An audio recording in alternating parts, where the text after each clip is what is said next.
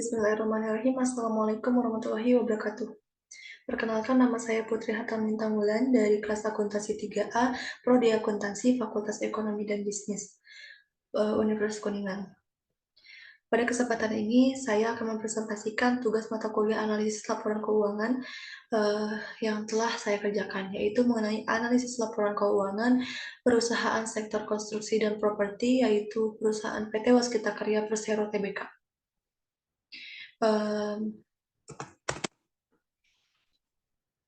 Di sini sebelumnya ada pembahasan yang nanti kedepannya akan saya bahas. Ada yang pertama profil perusahaan dan analisis-analisis dari beberapa macam, yaitu ada perbandingan, rasio, common size, trend, DuPont, cross section, dan time series. Lalu langsung saja yang pertama, saya akan menyampaikan profil perusahaannya terlebih dahulu. PT Waskita Karya Persero Tbk merupakan badan usaha milik negara konstruksi terbesar di Indonesia yang mengembangkan usaha melalui 5 pilar bisnis utama, yaitu ada konstruksi, investasi, jalan tol, beton precast, realty, dan energi.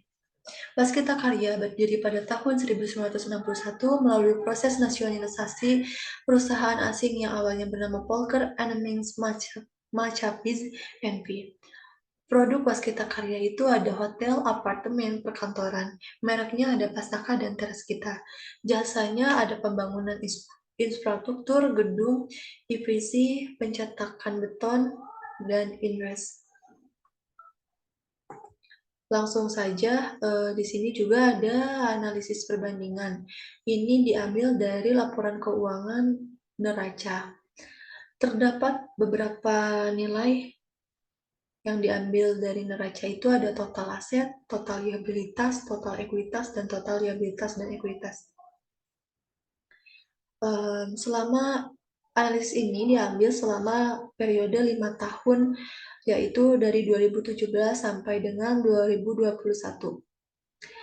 Yang mana untuk perhitungannya di sini kita melakukan pendekatan tahun sebelumnya, yaitu dengan cara menjumlahkan total tahun kedua dikurangi total tahun pertama, kemudian hasilnya dibagi total tahun pertama. Di sini saya ambil contoh untuk total aset tahun 2018 atas 2017. Untuk menghitungnya yaitu dengan cara total aset tahun 2018 dikurang total aset tahun 2017, kemudian dibagi total aset tahun 2017 dan hasilnya seperti yang tertera pada slide, yaitu 26%. Selanjutnya ada analisis perbandingan dari laporan laba rugi. Di sini ada nilai yang didapat yaitu dari pendapatan, laba bruto, dan laba usaha. Untuk cara penghitungan presentasinya itu sama seperti menghitung analisis perbandingan pada laporan neraca yang sebelumnya. Yaitu dengan cara menjumlahkan total tahun kedua dikurangi total tahun pertama, kemudian dibagi dengan total tahun pertama, kemudian dibagi dengan total tahun pertama. Ya, saya di sini ambil contoh untuk total pendapatan dari tahun 2018 atas 2017. Itu menghitungnya dengan cara total pendapatan tahun 2018 dikurangi total pendapatan tahun 2017, kemudian dibagi total pendapatan tahun 2017. Begitu juga menghitung perhitungannya pada tahun-tahun untuk berikutnya. Kemudian di sini ada analisis rasio. Yang pertama, rasio likuidasi. Di sini ada beberapa rumus, yaitu ada current ratio, acid test ratio, cash ratio, working capital to total asset ratio. Jadi tentunya setiap rumusnya memiliki perhitungan berbeda-beda. Yang pertama, pada perhitungan rasio rumusnya total aktiva dibagi hutang lancar, kemudian total aktiva dikurangi persediaan dibagi hutang lancar. Kemudian kas ditambah surat berharga dibagi hutang lancar. Kemudian untuk working capital to total asset rasionya yaitu aktiva lancar dikurangi hutang lancar dibagi total aktiva. Saya ambil contoh misalnya di tahun 2017 diperoleh current ratio pada gambar diagram warna biru muda yaitu 1. Kemudian ada ASI tes rasio pada diagram warna abu yaitu 0,5. Kemudian cash ratio dengan hasil 0,6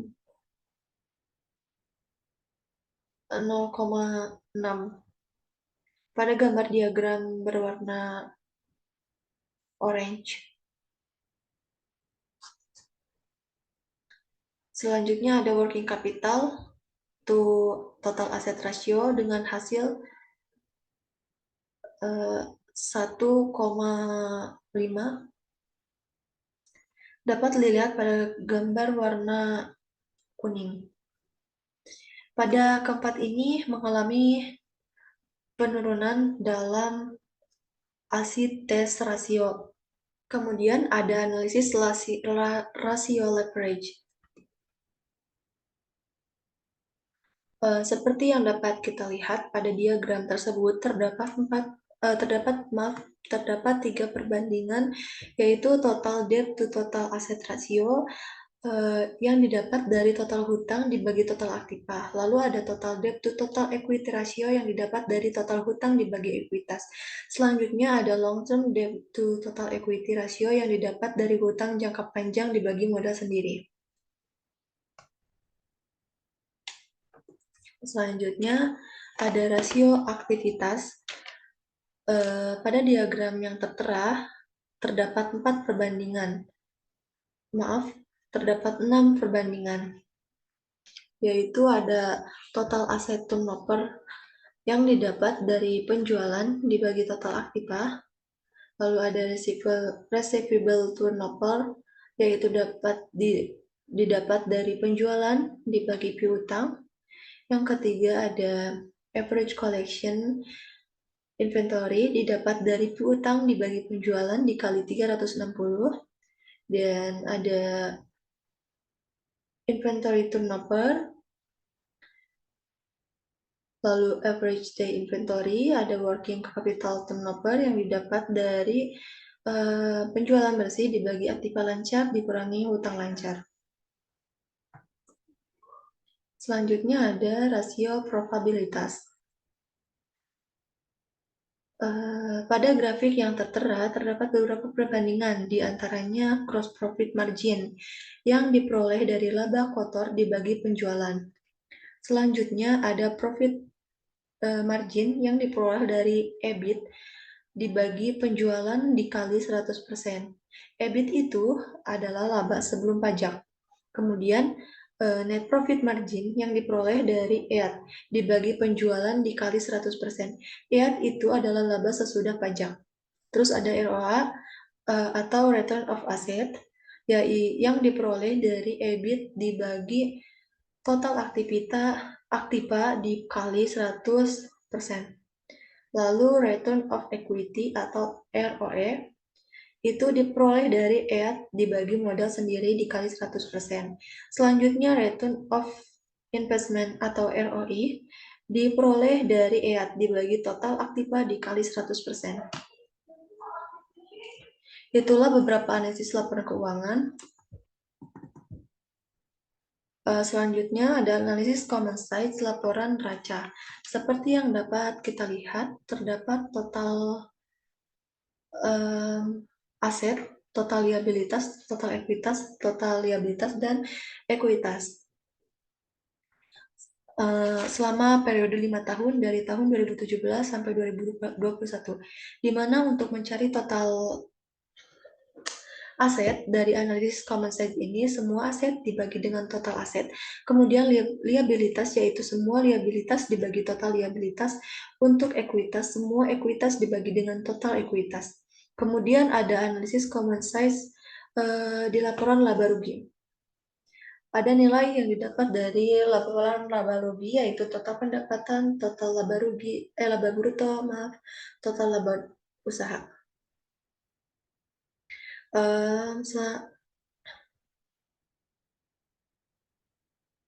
Semua nilai ini dibagi dengan total pendapatan. Selanjutnya ada analisis tren. Laporan posisi keuangan dari neraca. Untuk perhitungannya itu adalah tahun pertama, tahun kedua, ketiga, keempat, dan kelima dibagi dengan tahun pertama. Contohnya total aset lancar tahun 2017 dibagi dengan tahun 2017. Total aset lancar 2018 dibagi dengan 2017. Begitupun selanjutnya. Lalu sampai ke bawah, perhitungannya seperti yang tadi saya sampaikan. Lalu ada analisis tren dari laporan laba rugi. Untuk penghitungannya sendiri sama dengan analisis tren dari laporan neraca, di mana tahun pertama ini, tahun pertama, tahun kedua, ketiga, keempat, dan kelima ini dibagi dengan tahun pertama. Misalnya tahun 2017 dibagi tahun 2017, tahun 2018 dibagi tahun 2017, begitupun seterusnya sampai tahun 2021. Kemudian ada analisis DuPont. Analisis DuPont ini menghasilkan nilai ROE dari perhitungan setiap tahunnya. Di sini saya mengambil 5 tahun dari satu perusahaan. Untuk ROE 5 tahun ini sendiri bisa dilihat ROE pada tahun 2017, yaitu senilai 0%.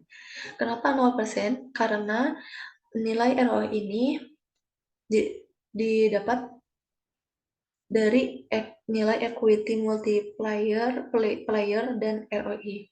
Namun ROI-nya ini tidak terdapat nilai karena dari perusahaan PT Waskita Karyanya itu sendiri, untuk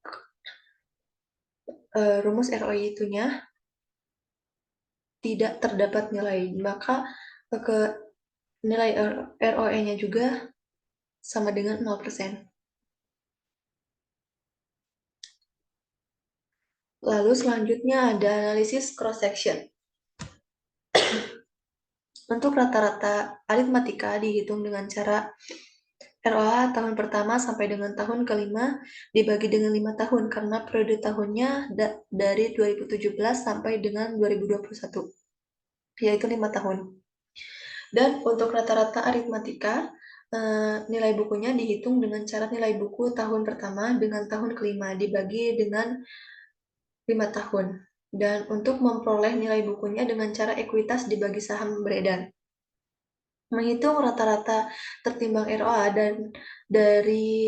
dan cara menghitung ROA tahun 2017 dibagi dengan total ROA selama 5 tahun, kemudian dikali ROA tahun 2017. Kemudian untuk tahun selanjutnya pun sama dengan perhitungan tadi. Untuk nilai bukunya pun sama dengan ROA rata-rata tertimbang, yaitu dengan cara nilai buku tahun pertama dibagi dengan total nilai buku 5 tahun. Kemudian untuk tahun selanjutnya pun sama untuk median, yaitu median ROA tahun pertama sampai nilai buku tahun kelima.